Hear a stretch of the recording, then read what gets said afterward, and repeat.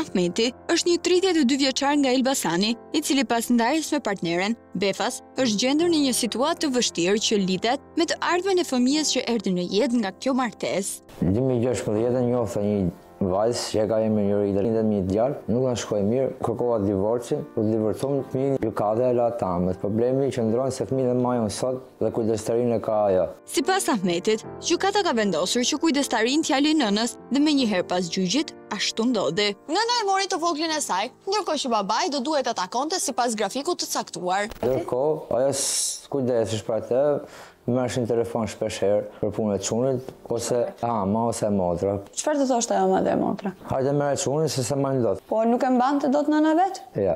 Po ku e linte djalin e? Po ty e lishin, ke shtëpia e saj. Ajo vet ku shkonte? Dilte, ikte. Ka marrë dhënë të tjera, ka krijuar vetë jetën e vet. Mund të jetë një zgjedhje personale e një gruaje të re, e cila nuk i detyrohet asnjë shpjegim ish partnerit, por kur në mes është një fëmijë vetëm 3 vjeç, atëherë gjërat ndryshojnë. Nisur nga kjo situatë, kur për të voglin nuk kishte kusht të kujdesej rregullisht, babai këmbgul që ta marrë në shtëpinë e tij. Dhe ish gruaja pranon pa asnjë hezitim. Unë mora vesh nëpërmjet tamës që fëmijën tim nuk e marrshin dot. Edhe u detyrova herën e fundit ka marrë dorës, siç e ka shkruar këtë deklarata me dorë që ka marrë se s'kishte mundësi tjera, se s'kish.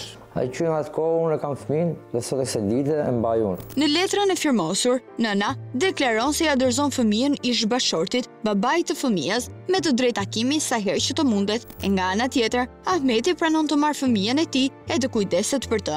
Në fakt kjo shkresë bie në kundërshtim me vendimin e gjykatës së datës 2/11/2022, në të cilin babai ka të drejtën e takimit dhe detyrimin e pagesës ushqimore në favor të fëmijës, ndërsa nëna ka kujdestarinë plot ligjore. Po për sa kohë ky vendim gjykate mbeti i shkruar vetëm në letër dhe fëmia braktisej në mënyrë të vazhdueshme nga nëna, atëherë kushtet ndryshuan. Deri këtu, duket se gjërat po shkonin siç babai donte, nga njëra anë nëna që nuk kishte mundësi të mbante fëmijën, dhe nga ana tjetër, Ahmeti që shfaqte dëshirën dhe gatishmërinë për të kujdesur çdo ditë për të, për më tepër që i vogli është me aftësi ndryshe. Dhe kur gjërat duken se u zgjidhen përfundimisht, lind një tjetër problem. Problemi im i vetëm është problemi i fëmijës, që duhet me çu me vizitu, nuk kam drejt unë. Djalin e çojnë për vizitë ke qendrat e autizmit, për shembull që kisha një vizitë më afër, ato më refuzuan për arsye se nuk e kam unë të drejtën ligjore. Një drejtë e cila i jep kompetencë vetëm kujdestari ligjor të ndjek vizitat dhe kurat e specializuara të fëmijës. Dhe vetëm kujdestare ligjore në këtë rast është nëna. Kundërshton, kam frikë, se po çka ka frikë unë se kuptoj.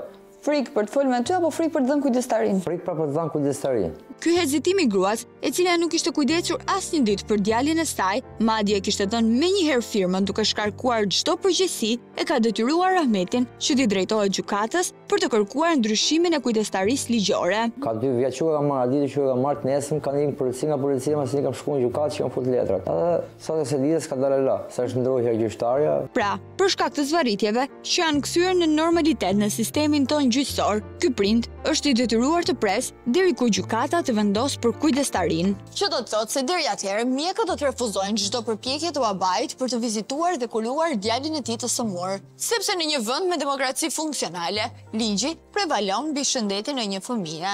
Në këto kushte, kur në vizita kërkohet prania e kujdestarit ligjor dhe kur nëna e ka lënë të voglin tërësisht në duart e babait, ky i fundit i kërkon asaj që të nënshkruajë një akt notarial për t'i dhënë kujdestarinë e fëmijës. Por për çudi, përballet me refuzime të vazhdueshme.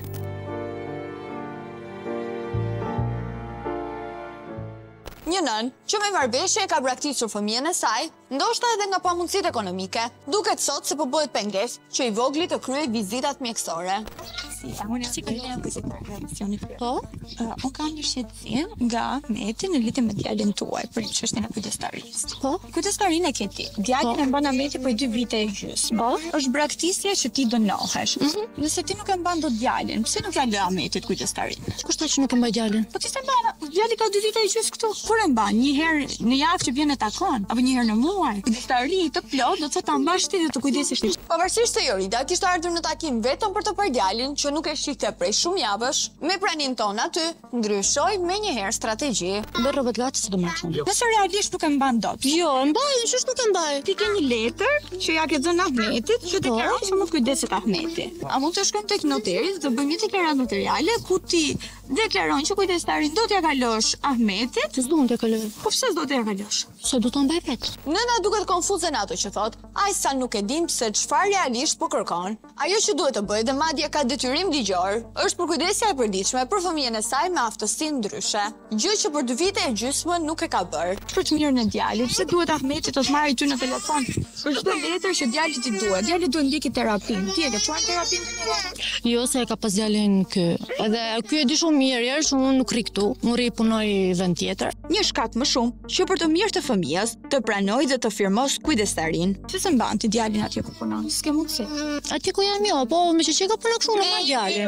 Edhe ta marrësh djalin ta lësh rrugë. Ideja është, a ke mundsi realisht me mbajtur djalin? A ke një punë, një stre, dikush të ndihmoj atje? Po, ka.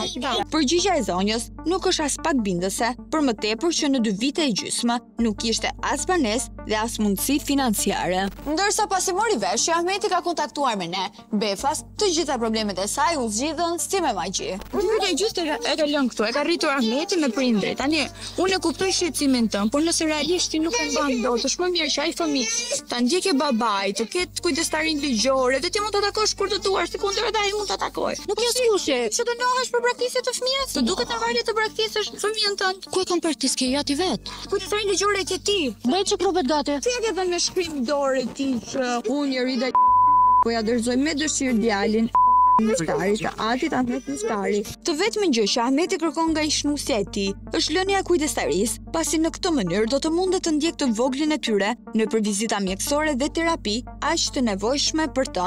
Dhe ndërsa përpiqemi që ta bindim gruan e re, mësojmë nga ajo një tjetër arsye se nuk e ka mbajtur dot fëmijën e saj. Posi me telefon troçma, po nuk kam fund tjetër. Dhe për arsye të këtij, unë nuk i kam thënë Ahmetit vetëm për atë arsye, se thash më po pak djalin mirë dhe do ta mbësha. Por thash kur ti vinte koha, do të merresh edhe ata, se djalin tjetër se tash si nën. Kam qenë në pozicion ngushtë. Nuk kemi as pak në mend ta gjykojmë këtë nën të re për zgjedhjet që ka bërë në jetë, por përgjegjësia e munguar për fëmijën e saj ka një kosto që edhe pse me dhimbje duhet paguar. Prandaj dhe ish bashorti vazhdon të këmbgul në kërkesën e tij për kujdestarin. Për më tepër, që ai ka mundësi dhe përgjegjshmërinë për ta ndjekur të voglin në vizita dhe terapi.